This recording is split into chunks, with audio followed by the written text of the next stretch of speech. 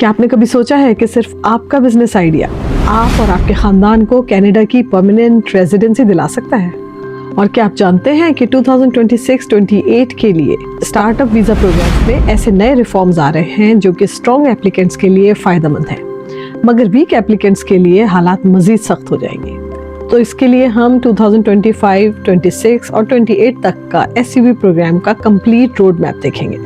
तो आज हम चेक करेंगे व्हाट इज़ द एलिजिबिलिटी, नए रूल्स और रिफॉर्म्स क्या हैं, प्रोसेसिंग टाइम में क्या चेंजेस आए हैं, IRCC 2026 से लेके 2028 के लिए क्या डायरेक्शंस लेके आ रहा है और वो कौन से स्टेप्स हैं जो कि आपकी एप्लीकेशन को स्ट्रॉन्गर बना सकते हैं। अस्सलाम वालेकुम, मैं हूं इरम आबिद और आपको वेलकम करती हूं unlock Canada with Iram Abid में। So without any further due let's start from point 1। What is the startup visa SUV? SUV एक इमिग्रेशन प्रोग्राम है जहां फॉरेन एंटरप्रेन्योर्स अपने इनोवेटिव बिजनेस आइडियाज के साथ कनाडा में परमानेंट रेजिडेंसी हासिल कर सकते हैं। इसके लिए ज़रूरी है letter of support from a designated organisation, innovative and scalable business plan, language requirements CLB-5 settlement funds और active commitment to build the startup in Canada. Number 2, eligibility criteria in 2025-26। 2025 तक एलिजिबिलिटी कुछ यूं है। बिजनेस आइडिया वाकई innovative और Canada focused होना चाहिए। Letter of support ज़रूरी है इंक्यूबेटर, एंजल ग्रुप्स या VC फंड से। CLB-5 in all skills, listening, reading, writing, speaking. Settlement funds family size के मुताबिक होने चाहिए। एप्लीकेंट्स का बिजनेस में एक्टिव होना बहुत ज़रूरी है, पैसिव फाउंडर नहीं चलते। तो अब बताइए, क्या आपके ये बेसिक रिक्वायरमेंट्स कंप्लीट हैं? नंबर 3, की चेंजेस एंड अपडेट्स फॉर 2025। 2025 की कंफर्म पॉलिसी चेंजेस ये हैं। इमिग्रेशन टारगेट्स ओवरऑल रिड्यूस हुए हैं, मतलब कि कंपटीशन बढ़ गया है। ओपन वर्क परमिट यानी कि OWP अवेलेबल है। आप स्टार्टअप के साथ साथ किसी भी अप्रूव्ड एम्प्लॉयर के साथ भी काम कर सकते हैं। प्रोसेसिंग टाइम बढ़ चुके हैं, कई केसेस तो अब 4 से 6 साल तक डिले हो सकते हैं। डेजिग्नेटेड ऑर्गेनाइजेशंस पर कैप लगा दिया गया है, यानी कि अब लिमिटेड सपोर्ट लेटर्स दे सकते हैं सिर्फ 1 साल के अंदर।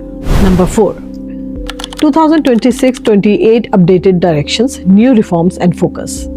ये वो ऑथेंटिक अपडेट्स हैं जो कि IRCC ने ऑफिशियली अनाउंस किए हैं। Number 1, economic immigration high priority रहेगा। IRCC ने 2026-28 के लिए इकोनॉमिक प्रोग्राम्स जिसमें कि SUV भी शामिल है, इसको प्रायोरिटी पे रखा है।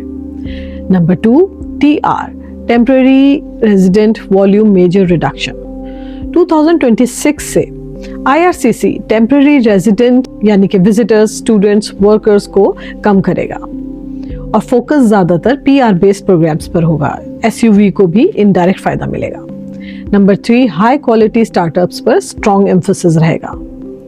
2026-28 में IRCC खास तौर पर उन्हीं एप्लीकेंट्स को अप्रूव करेगा जिनके पास strong innovation, real scalability, Canadian market relevance, team capability and job creation potential होगा। नंबर 4, वीक इंक्यूबेटर्स की ओवरसाइट बढ़ गई है। ऑडिट और कंप्लायंस मजीद स्ट्रिक्ट हो रहे हैं। फेक या लो क्वालिटी अप्रूवल्स देने वाली ऑर्गेनाइजेशंस ब्लैकलिस्ट भी हो सकती हैं। Number 5, faster pathways for VC funded startups. VC funded teams में 2026-28 को प्रायोरिटी स्ट्रीम देने पर गौर हो रहा है। ये IRCC के स्ट्रेटेजिक प्लान में शामिल है। Number 5, quota and immigration level plan 2026-28। IRCC के ऑफिशियल इमिग्रेशन लेवल के मुताबिक प्लान्स हैं। हर साल तकरीबन 380,000 प्लस इकोनॉमिक इमिग्रेंट एक्सेप्ट किए जाएंगे। स्टार्टअप वीज़ा इसी लार्जर इकोनॉमिक कैटेगरी में है। SUV की सीट्स अलग से मेंशन नहीं होती, मगर इकोनॉमिक प्रायोरिटी की होने की वजह से प्रोग्राम स्टेबल है। TR रिडक्शन की वजह से PR पाथवेज ज़्यादा स्ट्रॉन्ग हो गए हैं। Number 6, processing times and wait list. Current average 32 to 40 months, कुछ केसेस पे 4 to 6 years का भी लॉन्गर टाइम पीरियड है। 2026-28 में IRCC का direction, high quality applicants faster, VC funded priority, weak incubator only cases slower. आपको अपनी स्ट्रेटजी अकॉर्डिंगली एडजस्ट करना होगी। Number 7, open work permit OWP big advantage. SUV applicants के लिए 3 साल का ओपन वर्क परमिट अवेलेबल है। बेनिफिट्स, आप कनाडा पहुंचकर किसी भी एम्प्लॉयर के साथ काम कर सकते हैं। आप स्टार्टअप बिल्ड करते हुए स्टेबल इनकम जनरेट कर सकते हैं। स्पाउस भी ओपन वर्क परमिट ले सकते हैं। AOR के बाद OWP अप्लाई हो सकता है। Number 8, funding and settlement funds requirements updated 2025-26।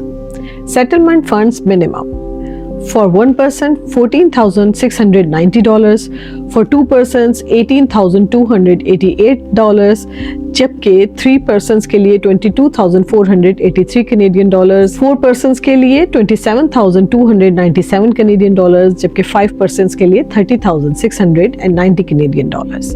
And you should know these increase slightly every year. Number 9, designated organizations and support letter।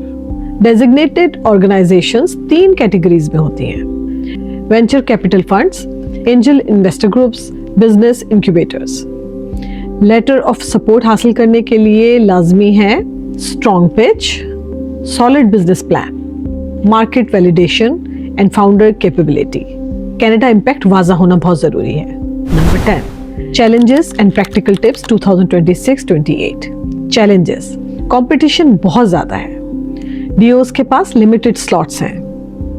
Processing time slow हैं। Weak idea instantly reject हो जाते हैं। Tips, strong pitch deck, clear Canadian market strategy, early outreach to DOs, CLB 5 to 7 का strong result, clean financial documentation, startup की real activity show करना, MVP, prototype, traction. Number 11, family and dependence option. Spouses को open work permit, जबकि children को study permit मिलता है। PR approval के बाद फैमिली सब शामिल हो जाते हैं। सेटलमेंट फंड्स फैमिली साइज के मुताबिक बढ़ते रहते हैं। Number 12, final checklist and next steps. Final checklist, business idea innovative and scalable, pitch deck तैयार होना चाहिए, business plan complete, DO shortlist plus outreach, language test ready, funds ready, timeline realistic, IRCC updates all done. तो जनाब, ये था Canada के startup visa programme का मुकम्मल 2025 और 2026 से 2028 तक का रोड मैप।